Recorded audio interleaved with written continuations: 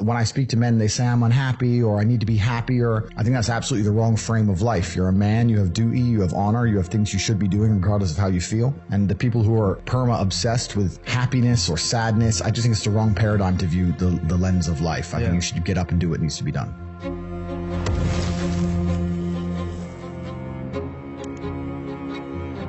I think we're here to struggle and to learn. I don't think we're here to be happy. When someone goes, oh, but I want to be happy. Why? Why do you want to sit there and laugh? You were happy your entire childhood. That's your happy days. You're allowed to be happy as a kid.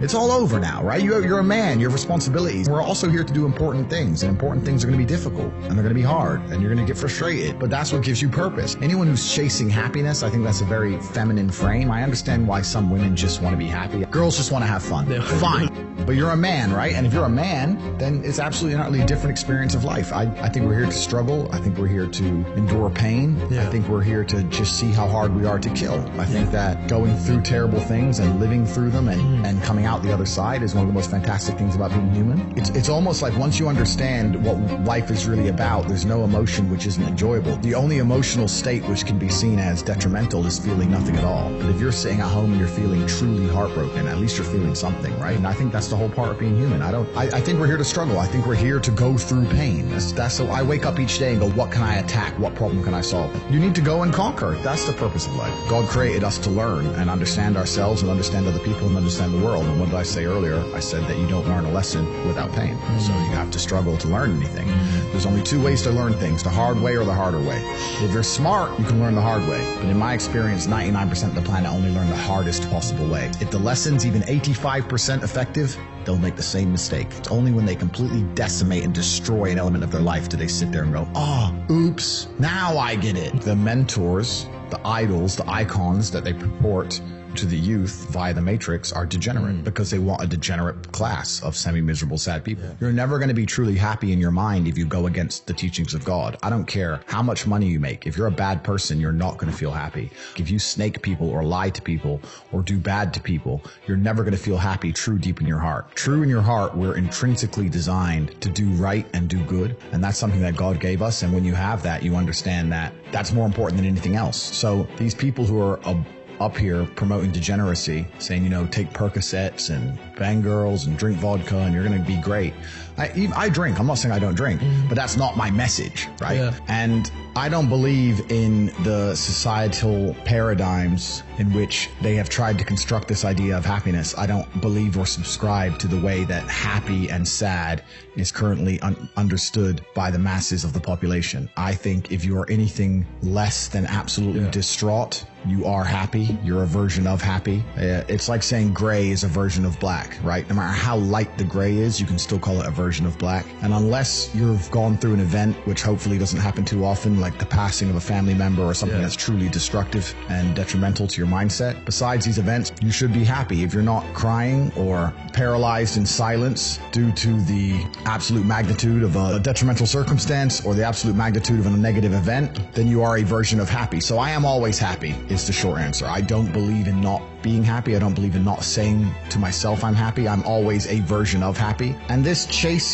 idea of chasing happiness and always being concerned and preoccupied with how happy you are is actually the biggest mistake that a lot of people make, I think, in the world today, especially men who wake up and go, I don't really feel happy, so I need to get happier. And that's how they end up down a hedonistic path of drugs or alcohol or gambling, chasing pleasure. I don't care how I feel. I don't care if I feel happy or sad. It doesn't really affect what I do each day. I do the exact same things. I act the exact same way. I don't care. I don't put weight to the significance of the emotion. So I always consider myself a happy person, but if I woke up and I was slightly less happy one day than another, it wouldn't affect anything I do and I wouldn't put any relevance to it. I'm human and that's life. And so am I any happier now that I have hundreds of millions of dollars than before I was broke? Not really, but I was never unhappy. I'm the same state that I was then that I am now. I have work to do and I will do it. It's as simple as that. Well, also there's no light without dark and there's no joy without pain. You can't have a rainbow without a little rain. Exactly. And no matter how hard you chase pleasure and happiness, there's going to be dips and troughs in between. There's going to be come downs and downtrends, and you're going to have the juxtaposition between that time you were laughing your head off and acting giddish like a child and the time that you feel depressed as such. And I think it's much better to just adopt a very disciplined, stoic mindset. I'm always the same base level of happy regardless. If I lost all of my money today, I would be the same happy. If my net worth quadrupled, I'd be the same happiness. As long as I am alive, which is a struggle, unfortunately, in the current climate, but as long as I'm alive and the people I care about and love are alive, as long as God gives me the honor of doing my duties and providing for the people I care about, as long as I get to wake up and know that there's a whole bunch of people in the world who need me and I get to work hard to please them and do good for society and good for the world, then I'm a vessel of God and I'm happy enough to survive. That's all I look at it as. I don't ever consider how do I feel. That doesn't cross my mind. I have things to do. If you're not proud of yourself, you probably don't deserve to be proud of yourself, so you're not going to feel happy. And you just talked about confidence. Confidence comes from competence. The reason I'm confident is because I'm good at everything. If I'm unhappy with something and I'm uncomfortable with something, I fix it. That's endless motivation. That's endless fuel for the fire.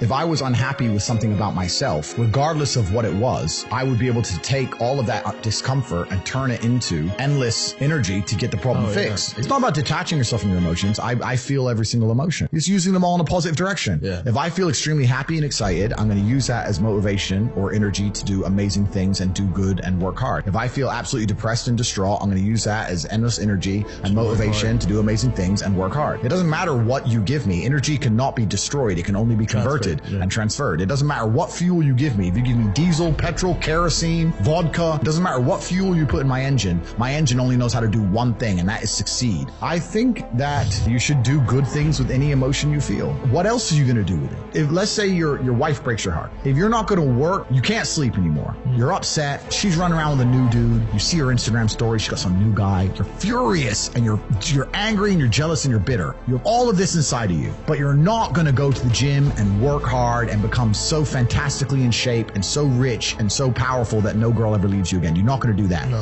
What are you going to do with it? Text her?